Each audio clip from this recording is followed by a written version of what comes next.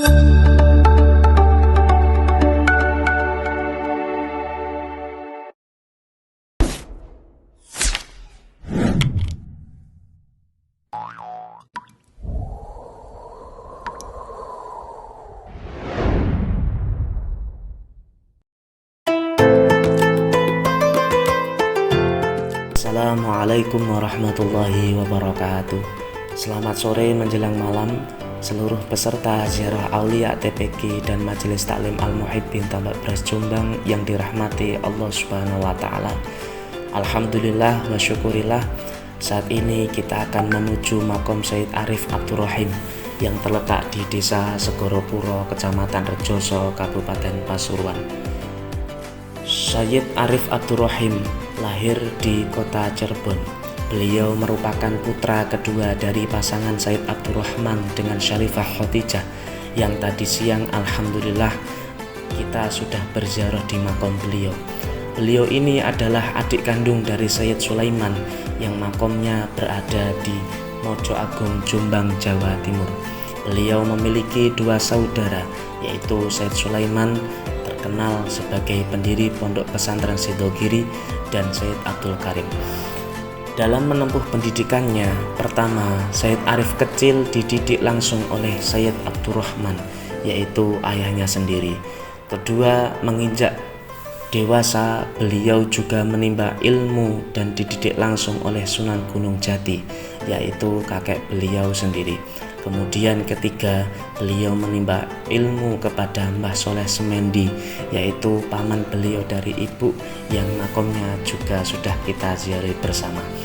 Oleh Mbah Soleh inilah Sayyid Arif digembleng keilmuan tentang ajaran Islam dan semangat juang untuk menyebarkan agama Islam. Lebih lanjut, nama Desa Segoropuro di Kecamatan Rejoso, Kabupaten Pasuruan tidak bisa dipisahkan dari cerita tentang Sayyid Arif. Jauh sebelum Sayyid Arif menginjak tanah Desa Segoropuro, beliau merupakan santri dari Mbah Soleh Semendi di Winongan, Pasuruan. Kala itu beliau menimba ilmu bersama kakaknya, yaitu Sayyid Sulaiman.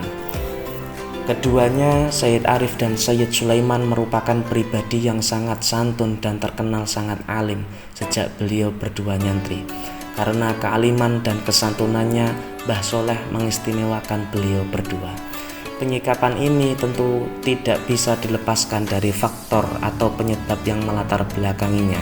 Singkat cerita, pernah suatu saat keduanya ketika sedang istirahat, Mbah Soleh melihat cahaya yang sangat terang di antara Sayyid Arif dan Sayyid Sulaiman.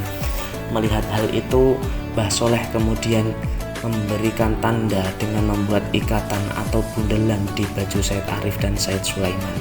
Ketika menjelang jamaah subuh, Mbah Soleh lantas bertanya kepada seluruh santri, "Siapakah di antara kalian yang merasa pakainya dibundel?" "Kami berdua, Kiai." Sayyid Arif dan Sayyid Sulaiman pun mengakuinya. Sejak saat itu, Mbah Soleh tahu bahwa keduanya bukan orang sembarangan. Tak hanya menyantri, Sayyid Arif dan Sayyid Sulaiman juga ikut serta memerangi penjajahan Portugis. Mereka ikut membantu Nusantara atau Indonesia keluar dari belenggu jajahan Portugis. Lantaran kealimannya inilah Mbah Soleh kemudian menikahkan putrinya dengan Sayyid Arif dan Sayyid Sulaiman. Mbah Soleh berpesan kepada Sayyid Arif ketika selesai menikah untuk tetap menyiarkan agama Islam ke seluruh wilayah yang belum pernah tersentuh syariat Islam.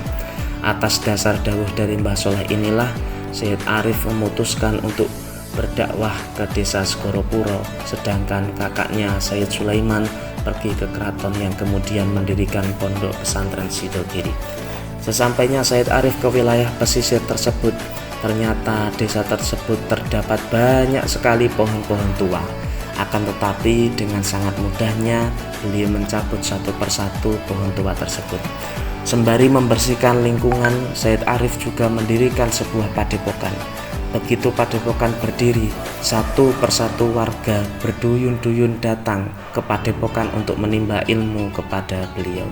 Tidak hanya warga sekitar, banyak sekali santri yang setiap hari datang untuk menimba ilmu kepada beliau. Namun karena lokasi padepokannya berdiri di sekitar pesisir laut, Para santrinya sering terganggu dengan suara ombak di lautan, apalagi saat aktivitas belajar mengajar di padepokan tersebut. Menurut mereka, suara ombak itu lebih keras daripada suara Mbah Said Arif. Demi kenyamanan santrinya menimba ilmu, Said Arif pun berniat memindahkan tepi laut atau pesisir ke utara agar suara ombak laut tidak lagi mengganggu santrinya. Maka beliau pun berdoa dengan mengenakan surban dan tasbihnya, dan ajaibnya pesisir laut pun lantas pindah sejauh 2 km dari padepokannya. Seketika itu wilayah yang tadinya adalah lautan sekarang menjadi daratan yang dipenuhi pohon-pohon besar. Namun ternyata Said Arif merasa sangat bersalah pada Allah Subhanahu wa Ta'ala, sebab baginya dia sudah mengingkari Allah. Beliau pun menangis sembari memohon ampun dengan membaca istighfar berulang-ulang. Tindakannya yang segera meminta maaf kepada Allah Subhanahu wa Ta'ala inilah disebut dengan jaluk pengapura, atau dalam bahasa Indonesia diartikan sebagai segera meminta ampunan. Hal itu kemudian dijadikan nama desa itu oleh santrinya menjadi desa Segoro Puro. Segoro memiliki arti lautan, sedangkan Puro memiliki makna ampunan. Kewafatan beliau belum diketahui secara pasti kapan waktu beliau wafat. Akan tetapi setiap bulan Jumadil Akhir di makam beliau dilaksanakan haul yang begitu meriah. Begitulah sepenggal biografi tentang seorang wali yang sangat alim dan yang sangat santun, yang memiliki semangat dakwah di tanah Jawa. Semoga dengan kita berziarah ke makam beliau, kita, keluarga kita, anak-anak cucu kita, dan semua orang yang kita cintai mendapatkan banyak barokah dari beliau. Amin, amin ya rabbal alamin. Sekian dari kami. Wassalamualaikum warahmatullahi wabarakatuh.